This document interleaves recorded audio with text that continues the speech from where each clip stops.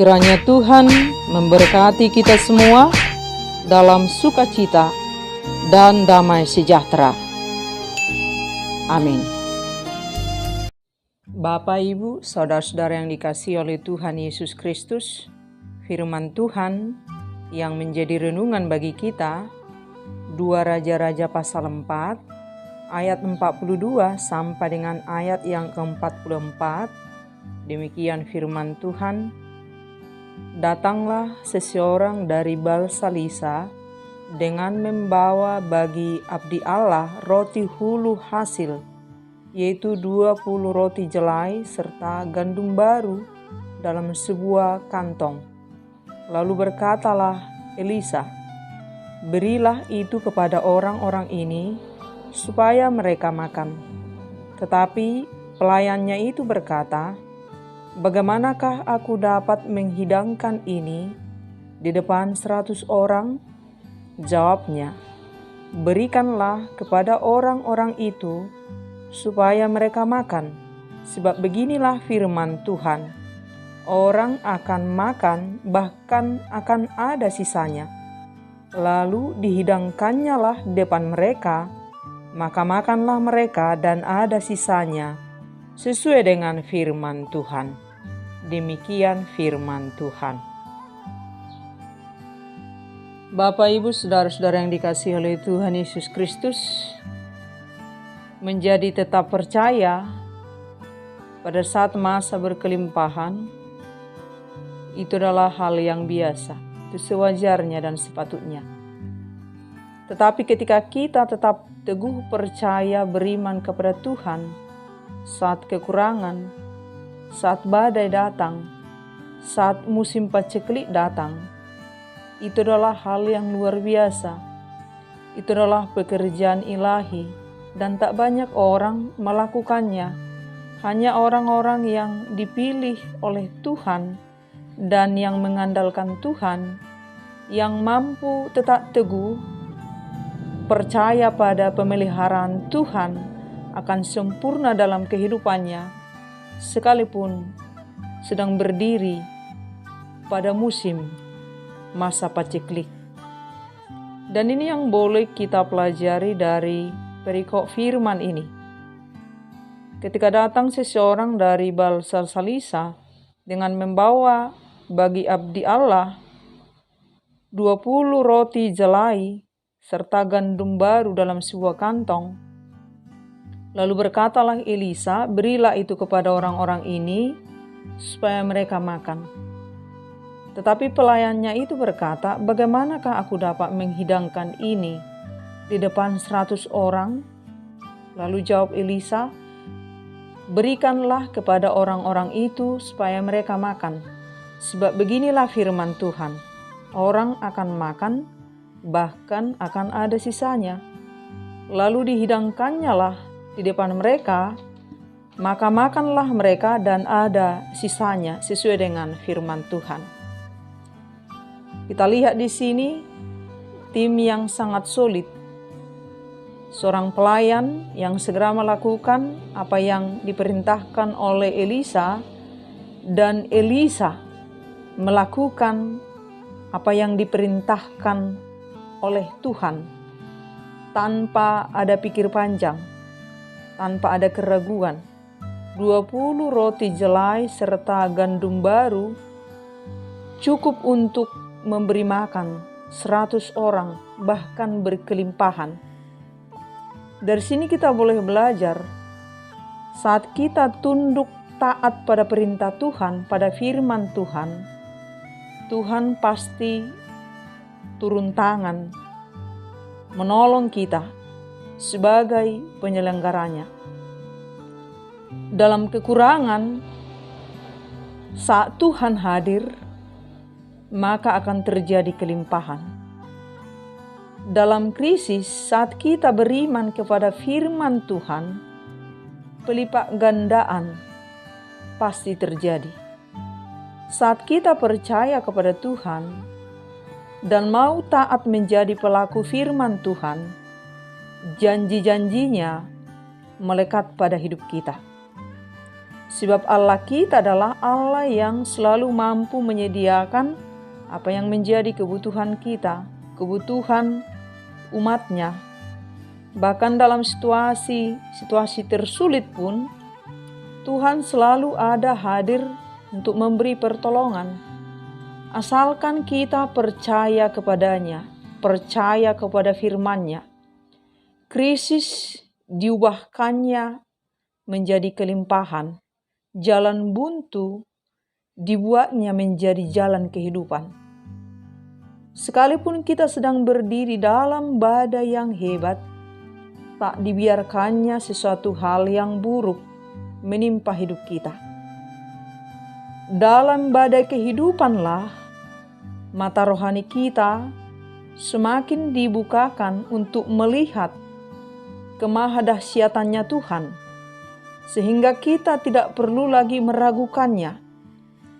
Jika hari ini kita diizinkan Tuhan mengalami kelimpahan mujizat melalui badai hidup yang kita alami, besok-besok dan nanti kita menjadi terus belajar percaya pada pemeliharaan Tuhan dalam kehidupan kita.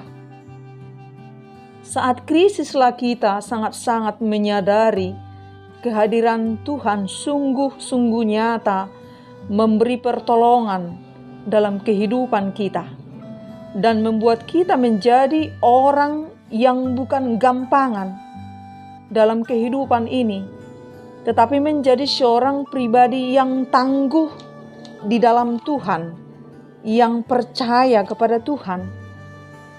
Pada semua musim, Tuhan selalu punya cara sendiri untuk menyatakan bahwa Dia adalah sumber segala berkat dan pemelihara yang sempurna, dan bahwanya di dalam Dialah ada kelimpahan hidup yang sesungguh-sungguhnya. Dalam firman di Alkitab dikatakan, dan Allah sanggup melimpahkan segala kasih karunia kepada kamu, supaya kamu senantiasa berkecukupan di dalam segala sesuatu dan malah berkelebihan di dalam pelbagai kebajikan.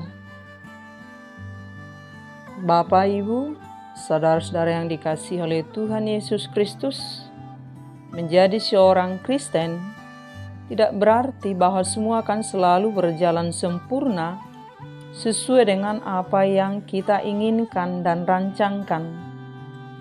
Kekristenan adalah tentang bagaimana tetap percaya, mempercayai Tuhan di tengah badai, di tengah krisis, di tengah kesulitan, di musim paceklik.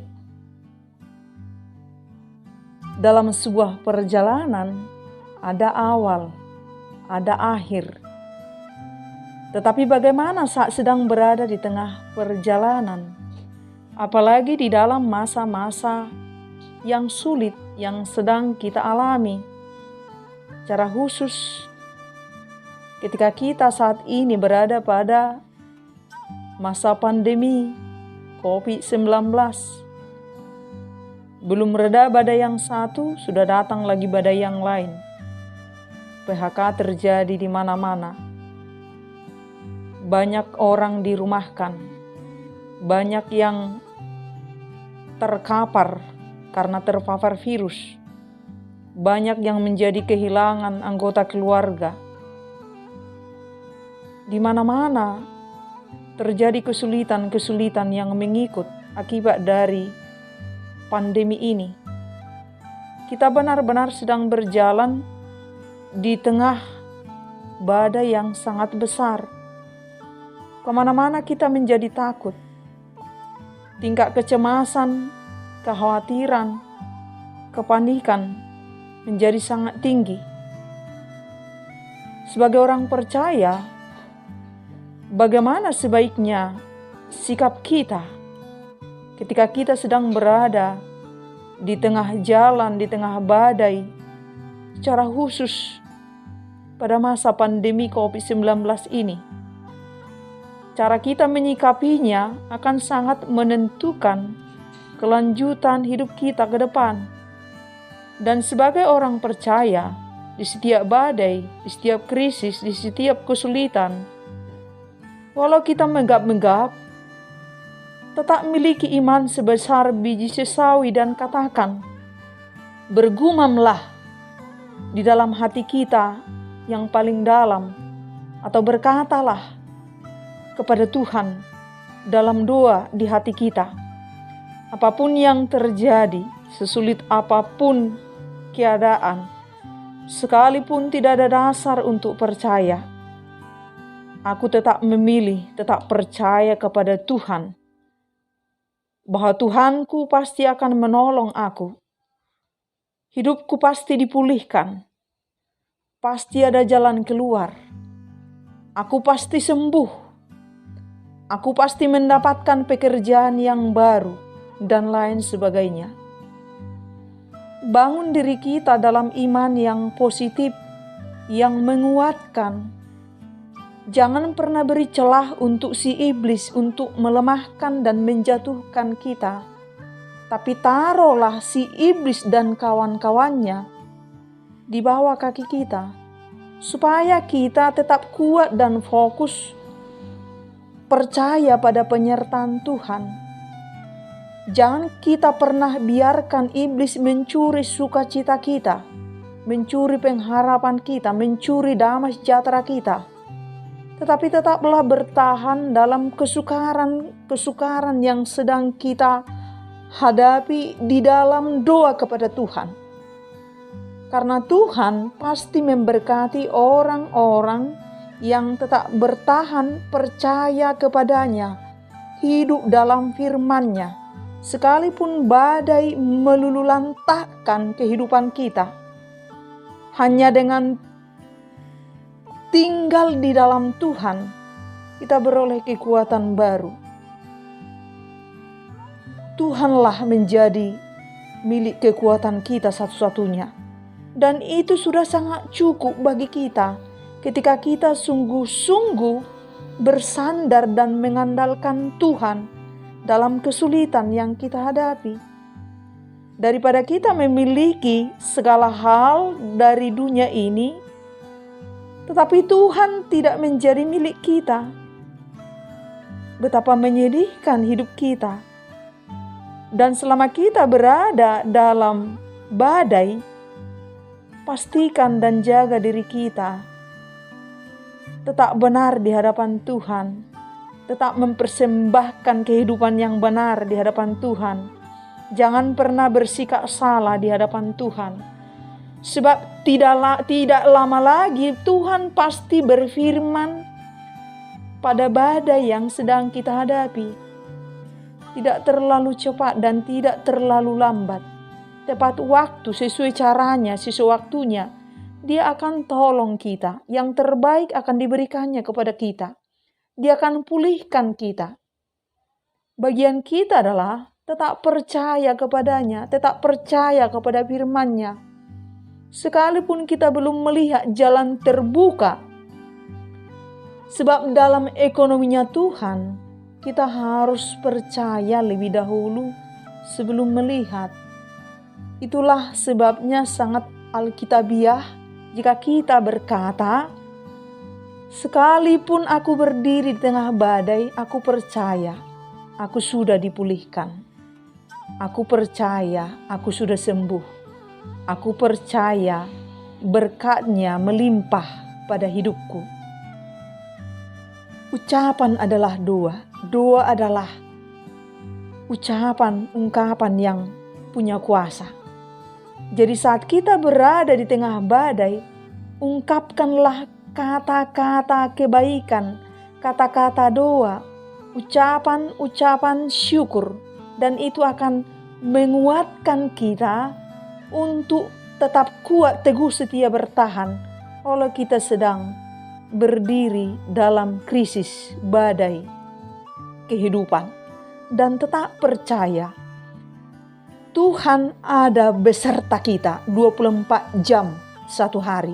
Tidak pernah Dia tinggalkan kita satu detik pun. penyertaannya, pemeliharaannya sudah sangat cukup bagi kita. Asalkan Tuhan bersama-sama dengan kita, apapun tidak perlu kita khawatirkan dan cemaskan. Dari firman ini kita boleh belajar bagaimana tetap percaya pada pemeliharaan Tuhan sekalipun sedang menghadapi krisis. Ketika terjadi krisis kelaparan yang dihadapi Elisa dan bangsa Israel, Elisa menunjukkan sikap hidup yang benar di hadapan Tuhan. Elisa percaya pada apa yang difirmankan oleh Tuhan dan dia lakukan. Dan nyatalah kuasa Tuhan bekerja. Kelimpahan terjadi dalam kesulitan. Secara manusia mungkin sah-sah saja jika Elisa berniat menyimpan roti jelai itu untuk bekalnya beberapa waktu misalnya. Tetapi Elisa tidak melakukan hal yang dilakukan oleh manusia pada lazimnya.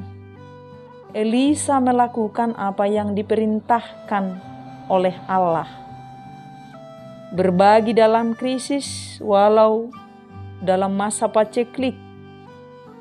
Tidak ada ketamakan, tidak ada keinginan untuk memikirkan dirinya sendiri. Dan kuasa Tuhan dinyatakan. Dan saat kita taat pada perintah Tuhan, Tuhan akan hadir sebagai penyelenggara dan penyedia yang sempurna. Dalam masa-masa sulit ini, masa pandemi ini, sesungguhnya kita semua terpanggil menjadi Elisa baru, yang murah hati, yang benar di hadapan Tuhan, yang taat pada firman Tuhan, percaya sepenuhnya pada pemeliharaan Tuhan. Dalam masa paceklik, saat Elisa percaya kepada Tuhan, Tuhan datang melipat gandakan kebutuhan umatnya secara berkelimpahan.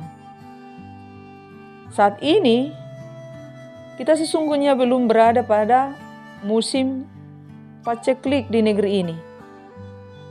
Seperti masanya Elisa.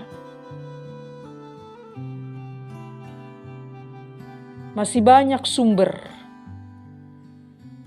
Yang menjadi soal adalah kemungkinan rasa kepedulian, rasa kasih, rasa kemurahan, rasa empati untuk memikirkan orang lain, untuk berbagi kepada orang lain, untuk memperdulikan orang lain yang patut menerima karena kekurangan.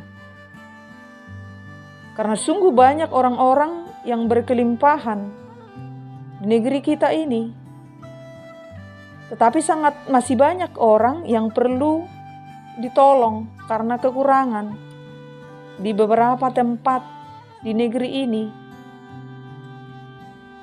Dan memang kita melihat pada masa pandemi ini, banyak juga orang yang bermurah hati, yang rela membagikan yang dia punya kepada orang-orang yang kekurangan dan membutuhkan. Dalam badai masa pandemi ini, sudah saatnya kita bersatu untuk saling peduli, saling menolong. Hindari untuk meraih keuntungan yang besar dari krisis ini. Karena jika kita mau merenung, apalagi yang mau kita kejar di dunia ini? Hari-hari ini cukup makan dan sehat, normal, kita menghirup oksigen, tetap sukacita, tetap tenang, itu sudah cukup. Sebab itulah harta yang paling mahal bagi kita saat ini. Cukup makan dan sehat. Fokus kita saat ini bagaimana supaya tubuh, roh, dan jiwa kita sehat. Iman kita sehat. imun kita menjadi kuat. Hindari bersikap loba dan tamak, karena itu salah satu sikap buruk yang berpotensi untuk membuat kita tidak tenang, sehingga sukacita kita hilang dan imun tubuh kita menjadi lemah. Hidup saling peduli, saling berbagi, hidup percaya kepada Tuhan, hidup benar di hadapan Tuhan. Sesungguhnya ini hidup yang menyehatkan tubuh, roh, dan jiwa kita, mensyukuri apa yang ada pada kita, sehingga membuat kita menjadi tenang, damai, dan sukacita. Jangan biarkan krisis pandemi ini untuk mematikan rasa kemanusiaan kita. Terkadang kita berkata, semoga Tuhan turun tangan untuk menolong mereka. Sementara sesungguhnya kita sanggup menolongnya, tapi kita selalu berkata bahwa uang saya sudah ada kepentingannya sendiri-sendiri. Mari kita belajar dari Elisa. Saat krisis kelaparan terjadi, Elisa membagikan dari kekurangannya. Dia tidak memiliki persediaan makanan, satu roti pun dia tidak punya. Tetapi Elisa memilih taat kepada perintah Tuhan, karena Elisa sangat percaya firman Tuhan, sangat percaya pemeliharaan Tuhan akan ya dan amin bagi setiap orang yang sungguh-sungguh bersandar kepada Tuhan dan taat pada firman-Nya. Bapak, Ibu, saudara-saudara yang dikasihi oleh Tuhan Yesus Kristus, mari kita selalu belajar fokus dan percaya pada pemeliharaan Tuhan tanpa menyimpang ke kiri dan ke kanan. Tuhan akan selalu mampu memelihara kebutuhan seluruh umat-Nya, bahkan melipat gandakan kebutuhan seluruh umat-Nya. Asalkan kita percaya pada pemeliharaan Tuhan. Di awal perjalanan, mari kita letakkan hidup kita pada kuasa dan pemeliharaan Tuhan. Dimanapun kita berada, apapun pekerjaan kita, saat Tuhan beserta kita, itu sudah cukup bagi kita. Dan saat di tengah perjalanan, tanpa kita duga, badai boleh saja terjadi. Tetaplah berpegangan pada kuasa Tuhan dan tetaplah bersyukur. Ingat-ingatlah terus kebaikan Tuhan saat kita sedang mengalami badai kehidupan, supaya kita tidak menjadi goyah sampai badai itu berlalu dari kehidupan kita. Fokuslah pada Tuhan sebagai sumber segala berkat, bukan pada roti yang binasa. Manusia hidup bukan dari roti saja, tetapi dari setiap firman Tuhan. Dalam firman di Alkitab dikatakan, bekerjalah bukan untuk makanan yang akan binasa, melainkan untuk makanan yang bertahan sampai kepada hidup yang kekal, yang akan diberikan Anak Manusia kepadamu. Dan sudah saatnya bagi kita semua untuk menginstal ulang cara pandang hidup kita tentang hidup di dunia ini, supaya kita jangan hanya menjadi fokus hanya pada soal sandang, pangan, papan, dan lain sebagainya yang akan binasa. Fokuslah pada Tuhan yang kekal, pemilik sumber segala berkat-berkat, roti hidup yang menghidupkan. Hari-hari ini seharusnya mengingatkan kita supaya berubah. Bukankah hari-hari ini kita melihat seperti musim kematian? Kematian ada di mana-mana. Kematian yang tanpa diantar dan tanpa pamit, tanpa memandang status, dan kelas. Betapa tak terandalkan dunia ini dan segala kemilauannya. Pemeliharaan Tuhan sesungguhnya sudah cukup bagi kita. Penyertaan Tuhan sudah cukup bagi kita. Memiliki Tuhan sudah cukup bagi kita.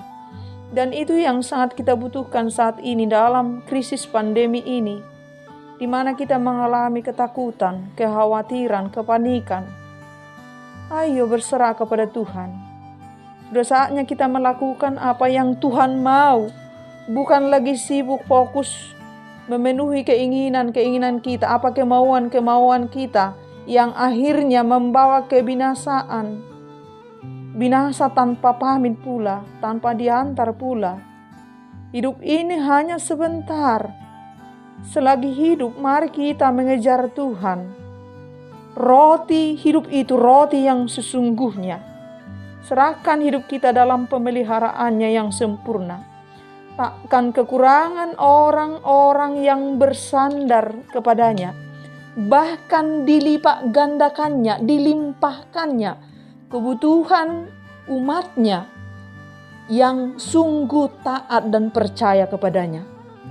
Dan ini yang sangat perlu harus selalu kita ingat setiap waktu. 24 jam satu hari. Tulis dalam hati kita paling dalam.